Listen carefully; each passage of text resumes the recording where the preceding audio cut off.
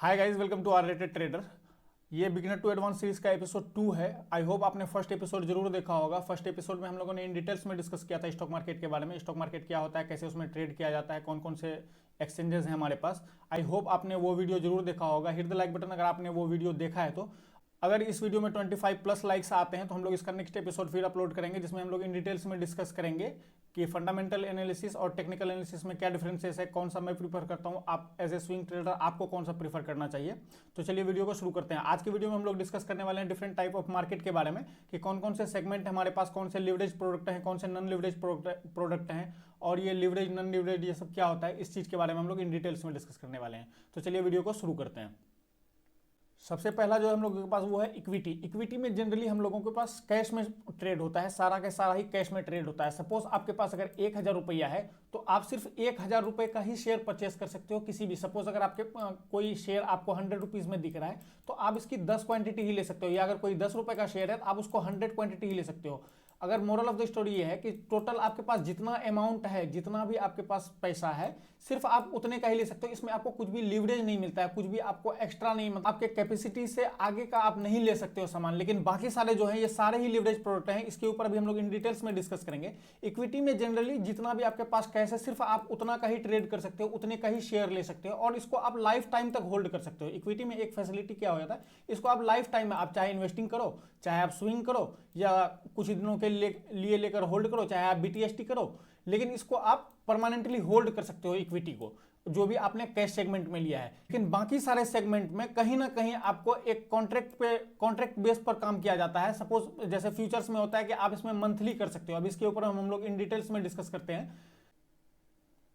Next topic आ जाता है हम लोगों का फ्यूचर्स एंड ऑप्शंस के ऊपर। फ्यूचर्स एंड ऑप्शंस क्या है, ये जनरली एक कॉन्ट्रैक्ट बेस में काम होता है। फ्यूचर्स में जनरली मंथली एक कॉन्ट्रैक्ट होता है कि एक मंथ के अंदर में आपको, अगर कोई आपने चाहे कोई भी एनालिसिस की हो, सपोज आपके पास कोई न्यूज हो या कुछ भी हो, टेक्निकल के थ्रू आपने कोई लेवल निकाला कि सपोज कोई एक चीज है, जैसे एक डाबर का शेयर है, ये 500 क्रॉस कर जाएगा। अगर अभी प्राइस चल रहा है 490 के आसपास और आपने इस शेयर को परचेज किया, 490 से परचेज किया, आपको पता है कि आने वाले दिनों में 500 लेवल को क्रॉस कर जाएगा और आपने बाय किया, तो आपको ना यहाँ पे एक लीवरेज मिल जाता है। मतलब आपका जितना भी कैपेसिटी है, आपके पास जितना भी फंड है, उससे आप एक्सीड जाके एक लेवल ऊपर जाके आप अपने कैपेसिटी के आगे जाकर परचेज कर सकते हो शेयर। जितना आपके पास फंड अवेलेबल है, सपोज आपके पास अगर 1000 शेयर है, 1000 रुपीज है, तो आप 5000 तक के भी शेयर को परचेस कर सकते हो। अगर इसका हम लोग अभी एग्जांपल देखें, इसका जो एक्सपायरी होता है वो मंथली बेसिस पे जनरली होता है, और ऑप्शंस में जनरली वीकली हो रहा है, और हम लोग वीकली ऑप्शंस वीकली के प्रोस्पेक्टिव से ही ज्यादा देखते हैं। ज्यादातर लोग ऑप्शंस में वीकली एक्सपायरी का ही वेट करते हैं और ज्यादातर वीकली में ही ट्रेड किया जाता है। अभी हम लोग इन डिटेल्स में देखते हैं एक एग्जाम्पल के साथ। सपोज मुझे अगर हिंडेल्को का एक शेयर खरीदना है, अगर मैं हिंडेल्को का एक शेयर खरीदने के लिए जाऊं तो अभी हिंडेल्को का जो करंट में रेट चल रहा है वो रेट चल रहा है ऑलमोस्ट 515 के आसपास, और अगर आप इसका फ्यूचर्स देखोगे तो अभी 516 के आसपास, ऑलमोस्ट सेम ही रेट के आसपास ये ट्रेड हो रहा है। अगर मैं हिंडेल्को के एक फ्यूचर्स को अगर परचेज करता हूं तो इसमें देखते हैं हम लोग को कितना पैसा लग रहा है, और इसको अगर नॉर्मल हम लोग शेयर भी परचेज करते हैं तो इसमें कितना पैसा लग रहा है, दोनों को भी हम लोग चेक करते हैं। सपोज आपको हिंडेल्को का अगर फ्यूचर अगर खरीदना है एक लॉट, तो आप देखोगे इसमें कि 1400 क्वांटिटी का, 1400 क्वांटिटी का एक लॉट है। उसके लिए हम लोगों को फंड कितना यूज हो रहा है, 1,56,108 रुपीज के आसपास हम लोगों का फंड यूज हो रहा है, जिसमें हम लोगों को 1400 क्वांटिटी मिल रहा है। अगर मैं मार्केट ऑर्डर पे लेता हूं तो इतना फंड हम लोगों का 1400 क्वांटिटी के लिए मिल रहा है। सपोज मुझे दिख रहा है कि ये स्टॉक आने वाले दिनों में बहुत ही अच्छा परफॉर्म कर सकता है, और मेरे पास फंड बहुत ज्यादा नहीं है, तो अगर मैं देखूंगा मेरे पास दो ऑप्शन है, या तो मैं 200 या 300 क्वांटिटी खरीदूं, जितना मेरे पास कैपेसिटी है उतना ही लूं, तो मैं स्टॉक्स में लूंगा। लेकिन अगर मुझे दिख रहा है कि नहीं बहुत ही अच्छा परफॉर्म कर सकता है, और मेरे पास अगर एक्सपीरियंस है, जनरली फ्यूचर्स एंड ऑप्शंस आदमी को एक एक्सपीरियंस होने के बाद ही ट्रेड करना चाहिए। इनिशियल में मैं रिकमेंड नहीं करता हूं, क्योंकि इसमें बहुत ही ज्यादा एक्सपीरियंस होता है, एक्सपीरियंस की जरूरत होती है, और वॉलेटिलिटी इसमें बहुत ज्यादा होता है। तो मेरे पास दो ऑप्शन है, या तो मैं जितने फंड हैं उतने के कैश खरीद लूं और इसको होल्ड करूं, या फिर मैं मंथली बेस पे देख रहा हूं कि आने वाले 10 दिन 15 दिन के अंदर में ये स्टॉक बहुत ही अच्छा परफॉर्म कर सकता है, तो मैं इसका फ्यूचर भी खरीद सकता हूं। फ्यूचर में हम लोगों को लिवरेज मिल जाता है। सपोज अभी 1400 क्वांटिटी अगर मैं बाय करने के लिए जाऊंगा, चलिए इसका एग्जांपल देख लेते हैं। अभी हम लोग यहाँ पे नोट कर लो आप लोग, 1,56,108 रुपीज लग रहा है 1400 शेयर्स के लिए, और इसका एक्सपायरी जो है वो फेब के लास्ट में है। अभी अब हम लोग डिस्कस करते हैं, अगर 1400 सेम क्वांटिटी अगर हम लोग डायरेक्ट परचेस करने के लिए जाएं तो हम लोगों को कितना अमाउंट लगेगा।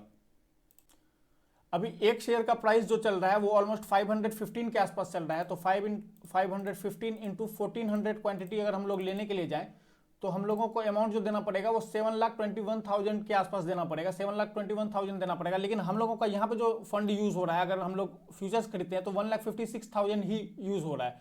बहुत ज़्यादा ही हम लोगों को मार्जिन मिल रहा है। अगर इसमें हम लोग एक बार बाय इनिशिएट कर देते हैं तो हम लोगों का ये 1400 क्वांटिटी का बाय हो जाएगा। हम लोगों का जो फंड अवेलेबल था इतना नहीं था। अगर हम लोग एक्चुअल में इसको बाय करने के लिए जाएं, इस शेयर को बाय करने के लिए जाएं, तो हम लोगों को ऑलमोस्ट 7,21,000 के आसपास देना पड़ेगा इस शेयर को परचेस करने के लिए। लेकिन अगर सेम चीज का अगर हम लोग फ्यूचर में बाय कर लेते हैं तो हम लोगों को जो मार्जिन यूज हो रहा है वो 1,56,000 के आसपास यूज हो रहा है। तो ये डिफरेंस है लिवरेज प्रोडक्ट में और नॉन लिवरेज प्रोडक्ट में। इसमें हम लोगों को मार्जिन मिल जाता है। सेम ऐसा ही होता है ऑप्शंस में भी। ऑप्शंस लेकिन वीकली बेसिस पर ज्यादा लोग काम करते हैं उसमें।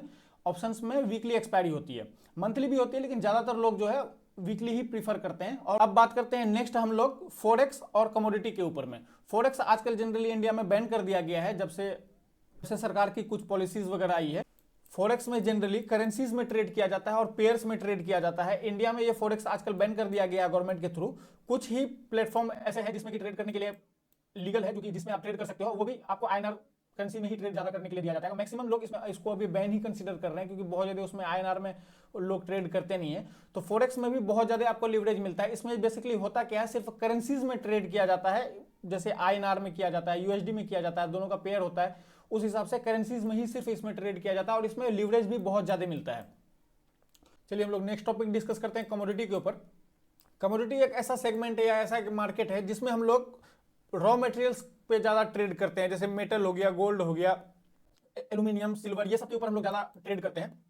और इसका एक अपना खुद का एक वो एक्सचेंज है, MCX एक्सचेंज, जिसको हम लोग बोलते हैं। अगर आपको, जैसे हम लोगों को स्टॉक्स अगर कुछ परचेस करना होता है तो हम लोग NSE और BSE के पास जाते हैं स्टॉक्स परचेस करने के लिए। वैसे ही कमोडिटी में अगर आपको कुछ गैस या ऑयल या मेटल, गोल्ड, एल्यूमिनियम कुछ भी अगर आपको परचेस करना होता है तो उसके लिए एक अलग एक्सचेंज है जिसको हम लोग MCX बोलते हैं। MCX के ऊपर इसमें ट्रेड होता है। आई होप आपको ये सारे ही पॉइंट्स बहुत ही अच्छे से समझ में आए होंगे। अगर वीडियो पसंद आई है तो वीडियो को लाइक जरूर करना और अपने दोस्तों के साथ शेयर जरूर करना। आने वाले दिनों में हम लोग इससे फिर एडवांस हो जाएंगे, टेक्निकल एनालिसिस पे भी डिस्कस करेंगे, फंडामेंटल एनालिसिस के बारे में भी। अभी जो नेक्स्ट एपिसोड आएगा हम लोगों का, उसके ऊपर हम लोग डिस्कस करेंगे फंडामेंटल वर्सेस टेक्निकल, मैं कौन सा फॉलो करता हूँ, जैसे स्विंग ट्रेडर आपको कौन सा फॉलो करना चाहिए, उसके बारे में इन डिटेल्स में डिस्कस करेंगे। आई होप आपको वीडियो पसंद आया होगा। वीडियो अगर पसंद आया है तो अपने दोस्तों के साथ शेयर जरूर करना। मिलते हैं हम लोग नेक्स्ट वीडियो में। Thank you.